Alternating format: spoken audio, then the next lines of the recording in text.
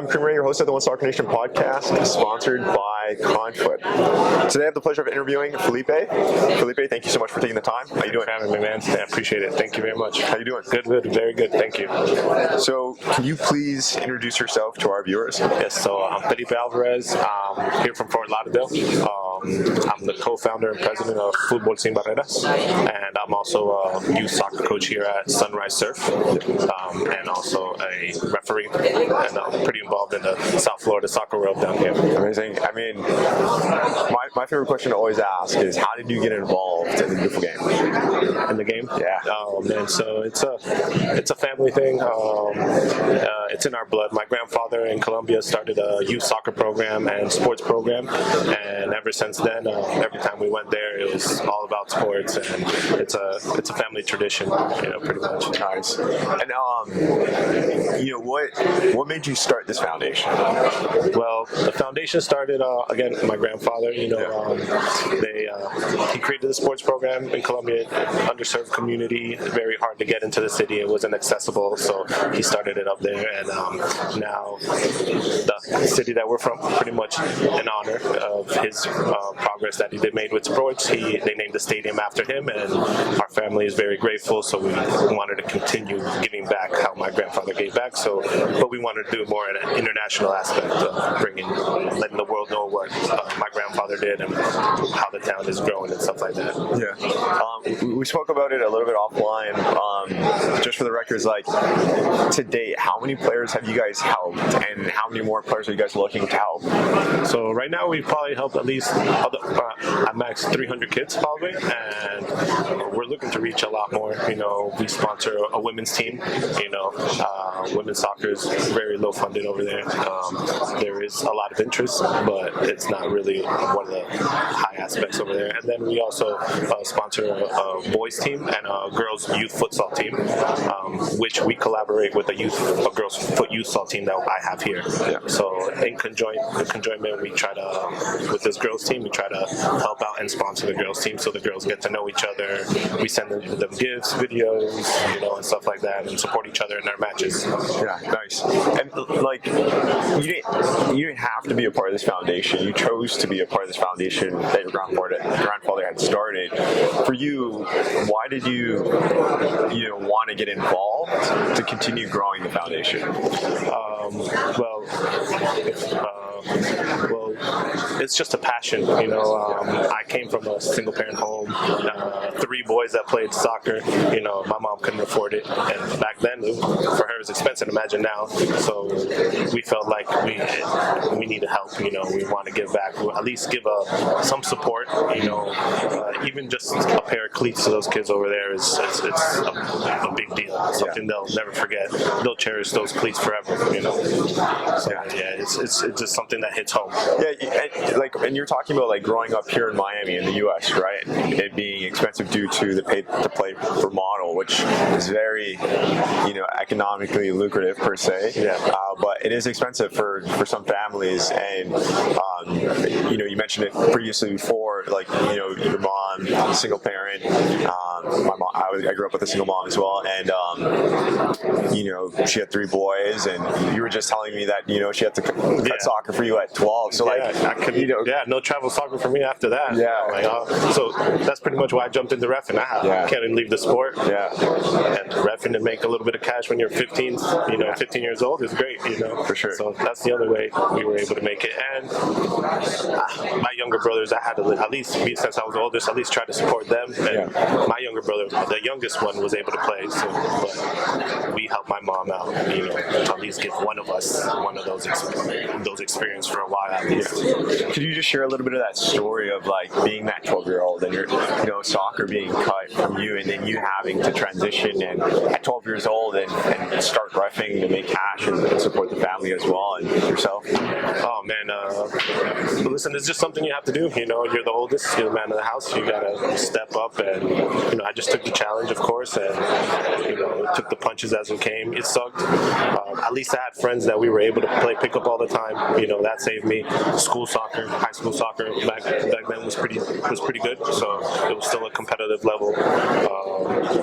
Now I wish, like, I see little things still coming up now, like 3v3 tournaments are happening now more. I wish back then that we had that, because that would have been a lot easier to, instead of joining a club for $1,000 and then paying $300 for a uniform, and then the rest out of that. But you know, and reffing is great, man. It's such a good point of view. I actually learned more from reffing than actually playing. You know, you see the game from a different view. It helps me coaching. It helps me, even when I played a little bit, it helped me, you know, identify situations that I've seen in the game or you can manipulate in the game. You know? So yeah, it gave me a different point of view. What would you say is your top 3 big takeaways from reffing that gave you a different type of insight into the game? Oh man, so just the rhythm of the game. You can tell what way the ref is making calls. Not saying that he's picking and choosing sides, but little ticky-tacky fouls are not being called. Maybe you do a little more ticky-tacky fouls. You know, he's watching he's turning his back. All right, maybe I can grab a little bit so I can go take a lead or not let him take off. You know, stuff like that. Offsides positioning, you can easily tell which ref is sleeping, which one's not. Take a little step ahead on the offsides, maybe not. You know, stuff like that. Yeah, you get to know the game a little better from the inside out. And then what would you say about, so you having the experience of reffing, playing, and coaching, you know, having those 3 experiences, or specifically soccer, I mean, yeah, all those 3 experiences, how does it help you with coaching? Well, I'm pretty good friends with most of the refs. I don't really have to, you know, go at it or anything like that. It's really a respect thing. You know, I know that personally also outside of the sport. And, you know, just teaching the boys the rules, certain things, why the ref called this, why the ref called that. A lot of coaches don't really know exactly. They know the rule, but not the law of the game. Yeah. By this, by that, you know. So it does help out a lot, you know, statistically seeing the players move and stuff like that from a different angle. You know, instead of they're the one out of breath running on the field, you're the ref watching it from a panoramic view. You get a nice view of a run or stuff like that. Yeah. A play builds up. Even reffing MLS next, it helps when I coach my youngers. Oh, this is cool. Look how they learned how to do this movement. You know, you can probably teach the youngers some type of actions or some type of principles throughout those games also. Yeah. Where are you coaching, and how many teams do you have, and what age group are you training? So right now I coach at Sunrise Surf, and right now I'm sticking to one team. I have a U8 boys team. I like to start from the young ones and teach them. You know, you get to see the growth a little quicker, and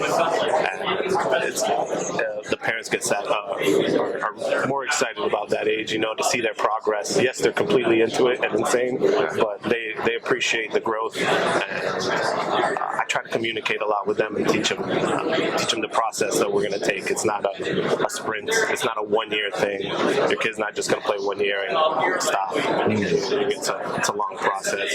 You shouldn't evaluate your kid by the next week. You know, let's wait some time, let them mature, let them get older. At that age, at 8, they're still silly little boys. Yeah, lose concentration so quick. Yeah. But you know, it knocks you right back down to reality, because it's really all about fun. When you get into the older age groups and you're intense, and you come back down to little ones, it reminds you why you coach or why you play. Right. What about what would you say in regards to? Oh, sorry, I wanted to also ask you to highlight the reffing organization you're with and where you ref. Well, I ref here for the state of Florida. Yep. And I have a relationship with my assigner, Mike Weber. Used to ref for his father. Now I ref for his son, Mike Weber Jr.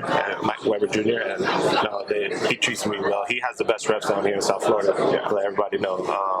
He has a great following. Us refs are very loyal to him. Just because he's loyal to us, he finds ways for us to get respected. We're treated properly at these tournaments and stuff like that. He's very well with the refs here. Yeah. What about how long have you been reffing, and what age? Like how many different age groups are you reffing, or are you sticking to one age group? No, it always varies. I've been repping since I was 14. Yeah. So, And how old are you now? 14 I'm 38. 38. So that's almost 15 years. Yeah, more than half. Yeah, plus. Yeah. I ref every time. I've not signed up to ref since then. Even if I didn't ref, while I was coaching, I always had a reffing license just in case I got the itch. Oh, there's a cool tournament. I'm gonna go ref real quick. You know.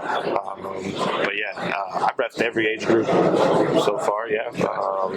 Nothing professional. I've done like some college scrimmages, maybe some little small like academy showcases. I've done a while ago. I did like USA versus like Canada U17, but it's like a friendly kind of thing, nothing major. Well,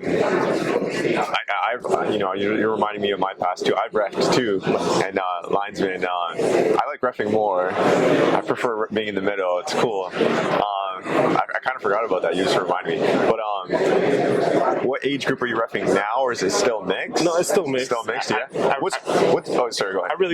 Right now I'm really sticking to my coaching. Yeah. I ref randomly. I have a family now, so it's kind of tough. I'm coaching all the time, and then games on the weekend. Yeah, my wife doesn't like that all the time.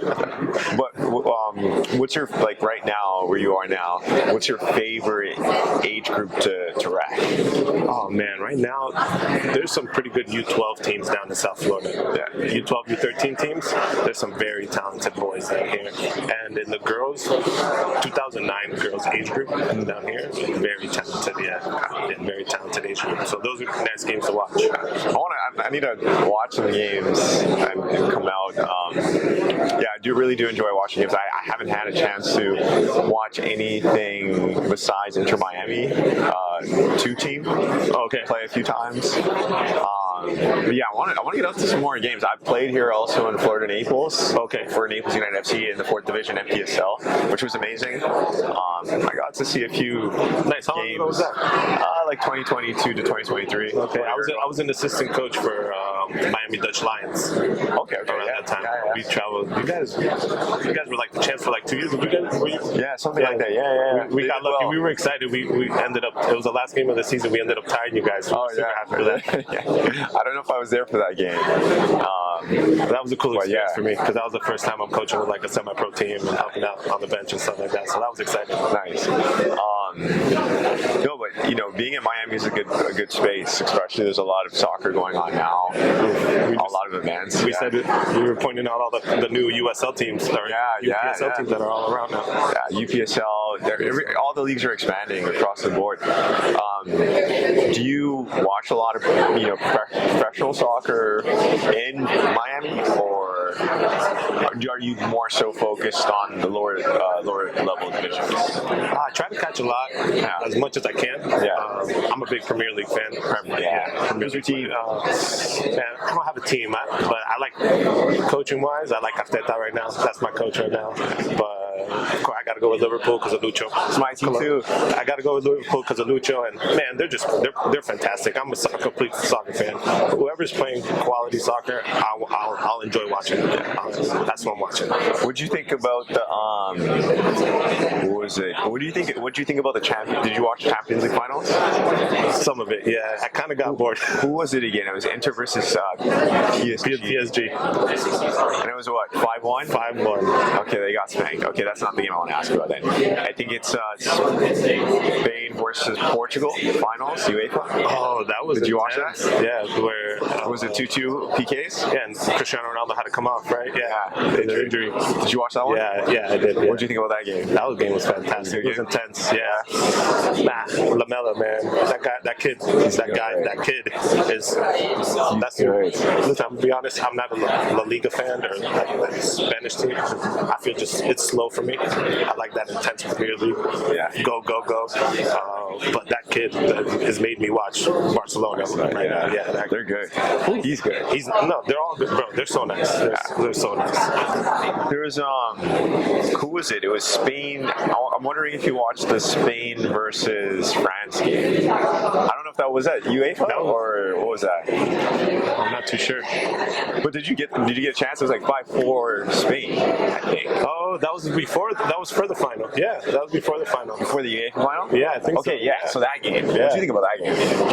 I only got to see the goals. I only got to see the goals of that game. Yeah, Highlights only. 9 goals. It's crazy. Yeah. You know, honestly, like It wasn't that was a crazy comeback because Spain was down. no, I think Spain was up. No, Spain was up and the comeback France was came coming back, out. yeah. And they finished. France had a lot of chances. They had a lot of chances. Who do you think's going to win the Ballon d'Or?